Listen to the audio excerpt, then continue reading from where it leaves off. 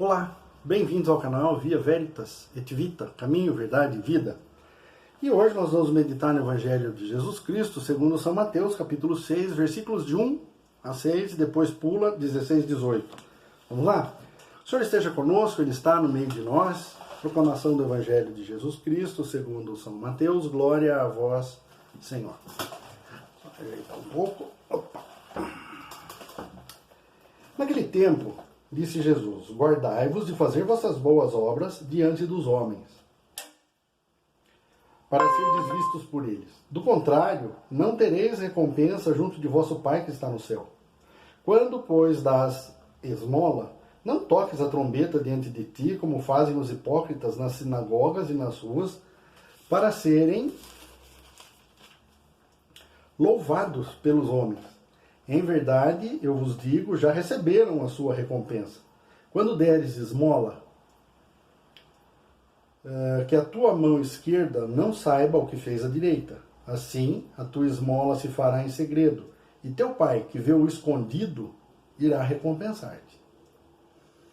Quando orardes, não façais como os hipócritas, que gostam de orar de pé nas sinagogas e nas esquinas das ruas, para serem vistos pelos homens. Em verdade vos digo, já receberam a sua recompensa. Quando orares, entra no teu quarto, fecha a porta e ora ao teu Pai em segredo.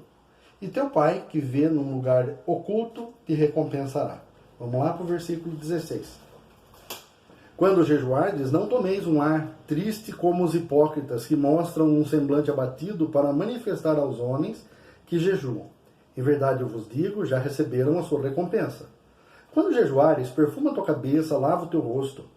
Assim não parecerá aos homens que jejuas, mas somente a teu Pai que está presente ao oculto.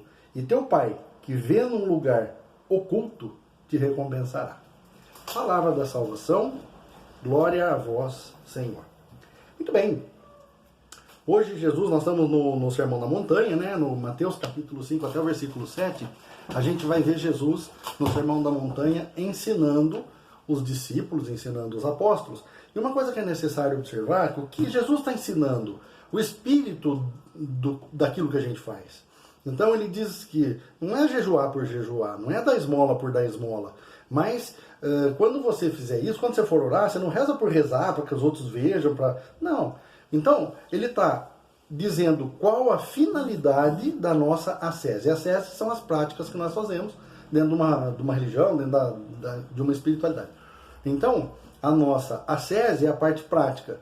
E ele está ensinando para nós a mística dessas práticas. Ou seja, ele está tentando nos deixar claro qual é a validade desse ato, né, desse exercício espiritual, e quais os benefícios que eu devo colher dele. Então, ele vai dizendo que, olha, quando você for orar, não faça que nem os hipócritas, fica orando alto, berrando para todo mundo saber, e vai falar nas praças, na sinagoga, fica de pé, rezando alto. Não é isso. Né? Você reza ocultamente, você reza no lugar escondido, você vai dar esmola que a sua mão esquerda não saiba o que a direita fez. Né? Então, de que forma isso? Eu não preciso ficar contando que eu dei esmola, né? Ele está dando o motivo pelo qual eu faço, ensinando qual é a finalidade daquilo que eu faço. Porque veja, quando nós nos dispomos a dar esmola, né? O dar esmola não é dar um dinheirinho. Dar esmola é dar daquilo que você tem, porque Deus não está preocupado com quanto você está dando, porque na realidade Ele sabe com quanto a gente fica. Né? Nós dificilmente vamos dar daquilo que a gente precisa. Tanto que ele elogiou aquela mulher viúva que só tinha 2 dracmas, 2 moedinhas. Ela chegou, tirou as 2 moedinhas no cofre, diferente dos caras que chegavam lá, né? Jogavam as moedas de pouco em pouco para o barulho ser notado, para saberem quanto que eu doei, né? E não, ela jogou as 2 moedinhas no Evangelho, numa das traduções da Ave Maria, diz que ela atirou as 2 dracmas ao cofre e saiu. E Jesus ainda observou isso com os discípulos. Falou, olha, ela doou mais do que todo mundo, porque ela deu do que ela tinha e precisava. Ela deu do que é dela, ela deu do que ela precisaria para se manter. Os outros estão dando o que sobrou. Então Deus não se impressiona muito com o valor, porque Ele sabe que normalmente está muito abaixo daquilo que eu guardei para mim. Né? E é interessante, porque a gente diz assim, eu vou na igreja, eu vou fazer uma oferta, na hora do ofertório. Uma igreja com 600 pessoas não dá R$600 de coleta. Dá muito menos. Né? De domingo, lotado de gente.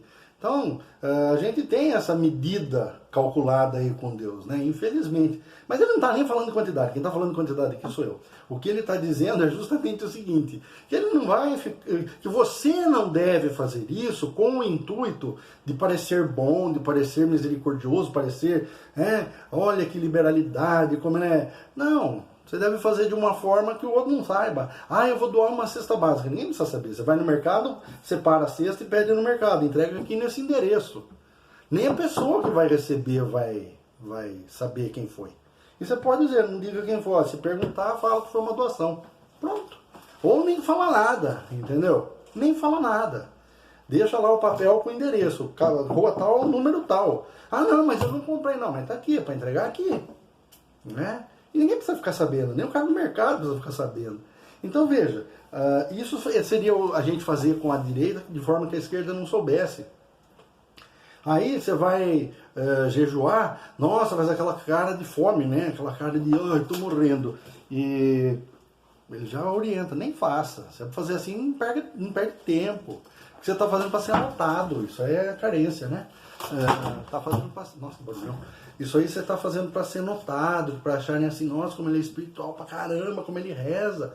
Não tem validade isso para Deus. Então, quando que vai ter valor? Quando você fizer, ninguém precisa saber o que você está fazendo. Porque eu vou fazer uma semana de jejum. Pô, todo mundo na sua casa vai pegar no seu pé, vai ficar aquela coisa. Faça jejum do que você gosta, faça jejum de internet, de Facebook, de negócio do WhatsApp, faça jejum de televisão, faça jejum de café, corta o pão, além do que, né, não faz nem mal. Mas não faça regime também, né, porque é a mistura de dieta, de jejum com regime. Não, quando você fizer jejum, você faz para que a sua carne esteja submetida a Deus, ao Espírito Santo, e é aí que tem valor. Né? Então Jesus veio nos ensinar nesse evangelho justamente essa mística da prática, a mística da ascese. Por que eu faço? Eu faço por isso.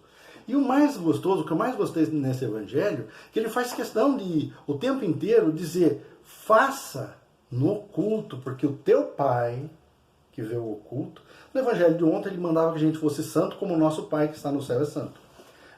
E aí ele vai dizer, olha, faça no escondido, no lugar oculto, porque o teu pai que vê no escondido vai estar lá com você. Ele vai prestar atenção, ele vai saber que você está tirando aquele momento para estar com ele e se dedicando de uma forma sacrificial até, fazendo algum esforço, fazendo uma penitência, fazendo, sei lá, né? Mas ele tá afirmando isso, que o teu pai que ouve, né? Quando você reza no oculto, no escondido, vai te atender. Né? E é gozado porque a gente muitas vezes pensa assim, eu vou pedir para bastante gente rezar, porque assim, né, a união faz a força. Não, a união faz açúcar. Né? E aí a gente acha assim, todo mundo rezando junto, unidos venceremos. Não é sindicato dos filhos de Deus, não ganha pelo número de participantes e de adeptos. Não, ele vai ouvir a nossa oração quando a gente só tem ele como recurso. Quando Deus é o meu único e o principal recurso. O que é a pobreza evangélica? A pobreza evangélica é ter Jesus como meu único valor real. Né? Então, o que é a castidade evangélica? É você ter Jesus como seu primeiro amor. E mesmo casado, o primeiro amor de um casado, de uma casada, deve ser Deus, porque amar Deus sobre todas as coisas é para todos. Então, o primado absoluto tem que ser do Senhor. Em todas as coisas ele deve ser o primeiro. E até na questão da obediência, né? Fazer tudo por amor e obediência a Deus. Né? Não é uma obediência, mas aquela obediência que eu me submeto para amar, assim amar mais a Deus. Então, me contrariando. Né? Então veja, são maneiras de se viver o Evangelho, mas o que eu gostei muito foi justamente essa observação que ele faz a respeito de estar mandando que a gente faça no oculto. O nosso Deus é oculto e ao mesmo tempo se revela o tempo inteiro. Mas quem é que observa e nota a presença e a manifestação de Deus em redor de sua vida, nos acontecimentos, nos fatos da vida? Aquele que tem um olhar resguardado, aquele que tem um olhar que contempla, que olha, que observa, mas para encontrar com Deus em todas as coisas. Né? Porque o mundo brilha, tudo, né, lusco, né, tudo bastante brilhante, bastante chamativo, para atrair o nosso olhar. E na realidade, quem quer atrair o nosso olhar mais do que ninguém é Deus. Né? E Ele espera que a gente volte o olhar do nosso coração, todo o nosso olhar, para Ele. Santa Teresa tem uma frase onde ela vai dizer: mira quem te mira, olha quem te olha, observa quem te observa. E quando a gente faz isso com Deus, colocando Deus no lugar dele, que é o primeiro, nós nos tornamos o objeto da atenção de Deus, o alvo, né, do amor de Deus, da atenção de Deus. Então, e o nosso Deus se oculta. Nós comungamos a Eucaristia, sabemos que Ele está na Eucaristia, porém nós sabemos isso com a fé.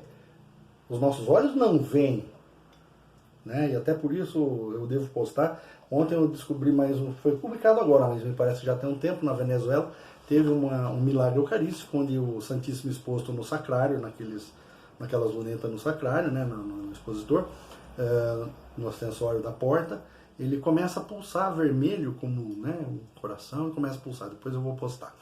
Vai estar na minha linha do tempo no Face.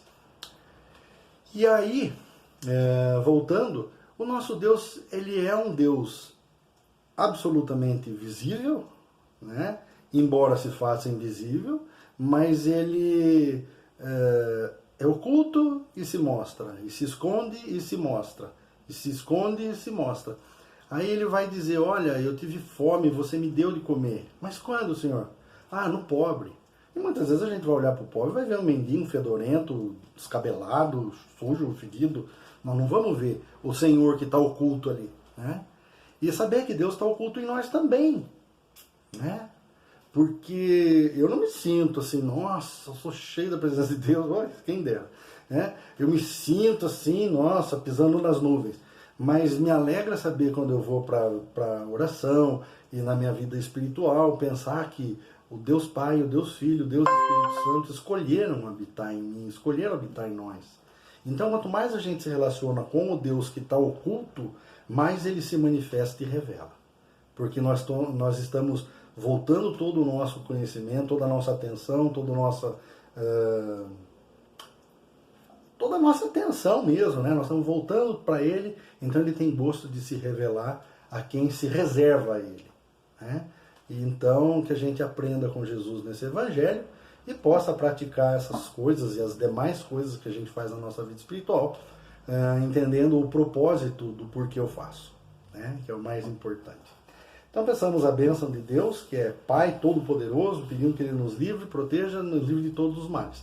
Um último recado: amanhã, quinta-feira, dia 20 de junho, é dia de Corpus Christi, e o católico, né, o cristão católico, o católico que é cristão, né, ele não tem muita opção, ele tem que participar da procissão de Corpus Christi, porque não é facultativo.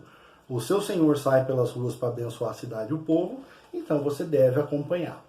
Então é a única procissão que não é facultativa. Ah, não gosto de procissão, não vou. Não, nessa nós devemos ir, porque nós somos seguidores de Jesus, e se ele vai, eu vou também, né? E um último pedido: se você gostasse, dá um seu likeinho aí, seu joinha. Se não gostar também pode pôr lá e comente. Se comentar é bom, porque daí eu posso corrigir o que precisar e prestar atenção. E se você puder também compartilhar, porque assim, se você se serviu de alguma coisa, se foi bom alguma colocação que te serviu, você pode também estar partilhando isso com alguém para que acrescente alguma coisa na vida dos outros, né? Ou não, a pessoa depois dá um dislike lá. Obrigado. Peçamos então a bênção do nosso Deus. O Senhor esteja conosco e Ele está no meio de nós.